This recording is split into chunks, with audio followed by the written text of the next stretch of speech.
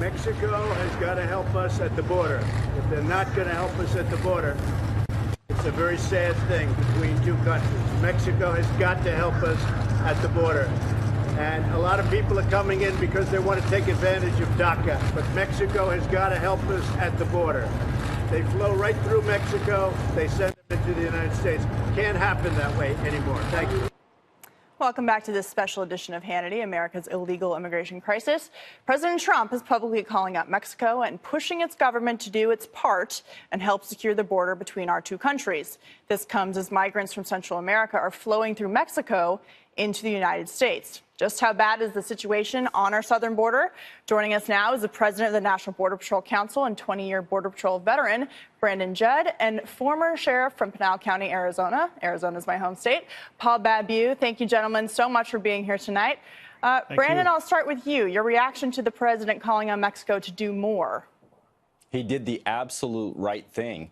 When you look at it, Mexico is actually facilitating, the government of Mexico is actually facilitating these individuals to come up to our borders and break U.S. law or the sovereignty of the United States. He should absolutely call on the leaders of the Mexican government to put an end to this. They have very strict immigration laws, yet they're throwing their laws over their shoulder to allow these people to come up and break our laws. That cannot happen.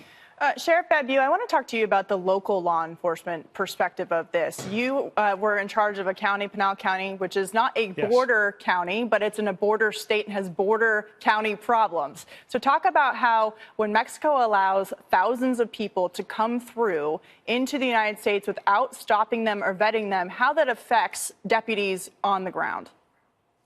Well, crime. One, you're adding criminal illegals. Besides, it's not just the millions and millions of illegals who are here. Many of them are, as President Trump has pointed out, have criminal records in their home countries, never mind here. And it's figures as high as 30% of these millions and millions. So there's a cost of that, not just in terms of incarceration and law enforcement, but also with education and medical care. It's estimated just for the state of Arizona, your home state, which we're very proud of you, is close to $2 billion every year. So this is an extreme cost, not just in terms of the social and the law enforcement aspect, but in terms of actual dollars and cents. So what's different here is that these aren't just illegals being escorted by coyotes or guides. This is an actual, almost like, as Brandon pointed out, sanctioned by the government of Mexico, 1,200 potentially marching towards the border. And even though that may sound like a small number, how we deal with this sends a message to Mexico, to Central America, because if we accept them as refugees or asylum seekers, we're going to see tens and tens of thousands replicating this. Yeah, President Trump took a little bit of heat today, Brandon, for saying and arguing that these illegal aliens are coming to the United States to take advantage of DACA. What he should have said is they're coming to take advantage of any kind of amnesty that gets put on the table for people who get their feet on the ground here. We saw this in 2014 with the child immigration, unaccompanied minor crisis, when people just sent their kids up and knew that if they could go there and stay there, they'd get sent to a family member in the United States and would never be sent back. So talk about the fact that when anyone in Washington starts talking about some kind of amnesty, whether it's DACA, the Dreamer program, anything, citizenship, we see an increase of unaccompanied minors, illegal aliens coming across the border, and specifically in the last couple of months, family units making it across, hoping they get to stay.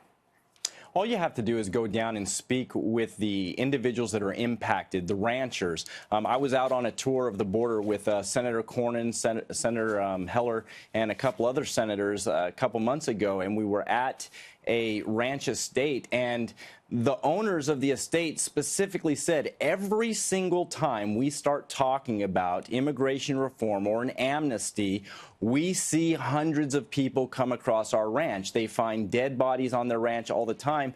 And the increase is always when we start talking about an amnesty program. We cannot talk about any sort of amnesty, whether that's DACA or comprehensive immigration reform, unless we secure the border first. Once we secure the border, then we can start talking about things so that we don't put ourselves in this same situation 5-10 years from now.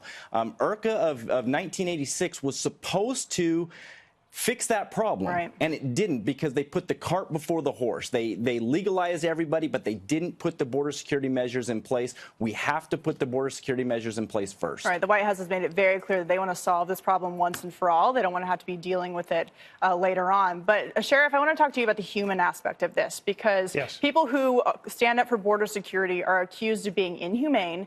They're accused of being racist. They're accused of not being empathetic to those who are fleeing violent situations.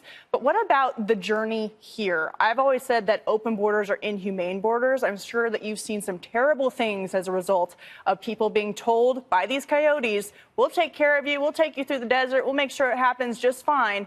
And it actually turns out to be a horrific experience for these people. It is. They're victimized. Not only it's brutal because of the barren deserts, and they're walking days upon days. Many of them die, hundreds each year, it's estimated, and they're victimized as well. Not only you're spending their life savings giving it to these escorts, these coyotes, they're robbing them, they're raping them. We've had countless cases in my 8 years as sheriff where they've been raped multiple times. These are juveniles. And so, and to your point about us, and what some liberals say, we're not compassionate or we're not being true to our proud history as a land of immigrants, completely false. We are the most compassionate, most generous nation still to this day. Nearly 1 million illegal immigrants each and every year that we allow in, far in excess of any other nation. So we're proud of that. But we can't just have open borders and whoever wants to get to the border, you're home free. Those were the Obama days, and we're done with those. Yeah, Brandon, Sheriff, we're out of time, unfortunately. But thank you so much for bringing your on-the-ground perspective to the show. We really appreciate it.